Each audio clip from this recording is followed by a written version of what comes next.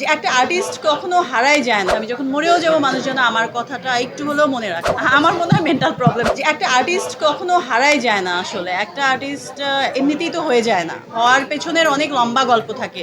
তো তখন যেহেতু সে হারায় যায় না, একটা আর্টিস্ট হওয়ার পর কি করে হারাবে? এবং আজে বাজে কাজ করার থেকে আমার মনে হয় ভালো কাজগুলো বেছে বেছে করাটা।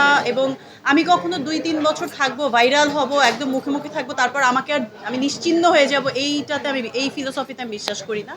আমি চাই লং লাস্টিং ফরএভার স্টাইলের আর্টিস্ট হয়ে বেঁচে থাকতে মানুষের মধ্যে। আমি যখন মরেও যাব মানুষ যেন আমার কথাটা একটু হলেও মনে রাখে। ঈদের প্ল্যান এবার টোটালি ময়ূরাক্ষী নিয়ে হলে হলে যাব, ঘুরবো, দেখবো। এবং এবার আমার মাও দেশে আছে।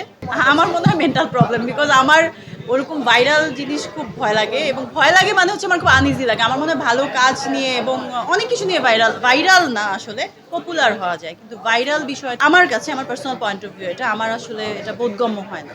সস্তা কোনো কিছু আর্টিস্ট করবে এটা আমি আসলে পছন্দ করি না। আমার এটা ভালো লাগে না। একটা আর্টিস্ট হতে অনেক স্যাক্রিফাইস করে আসতে হয়। এবং একটা মানুষ, অনেক দেশের অনেক মানুষ যখন আমাকে একটা জায়গায় বসিয়েছে এবং আমি চিনি না জানি না এমন মানুষ আমাকে এত ভালোবাসে, এত কোত্থেকে আম পাঠিয়ে দিচ্ছে, আমের সময় কোত্থেকে লিচু পাঠিয়ে দিচ্ছে, এত যে ভালোবাসা, এটার মূল্য তো আমি কি দিয়ে দেবো আসলে? আমি এত চিপ হয়ে ভাইরাল হয়ে এটার মূল্য দিতে চাই না। আমি অনেক স্যাক্রিফাইসের মাধ্যমে এবং ভালো ভালো কাজের মাধ্যমে এটার মূল্য দিতে চাই।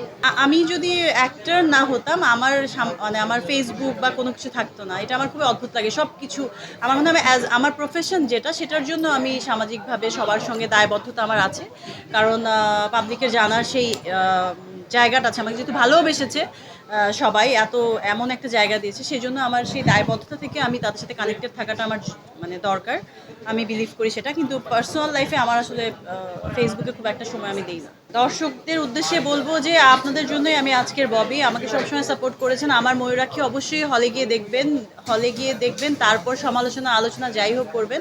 এবং আমি বিশ্বাস করি এই চরিত্রটা, ময়ূরাক্ষী যে নয়নতারা চরিত্র, যারা আমার লাভার্স আছে, ম্যাক্সিমামই আমার লাভার্স, আই বিলিভ দ্যাট তারাও পছন্দ করবে। ইভেন যারা আমার হেটার্স আছে তারাও খুব এনজয় করবেন, দ্যাটস ফর শিওর। সো হলে গিয়ে ময়ূরাক্ষী দেখবেন।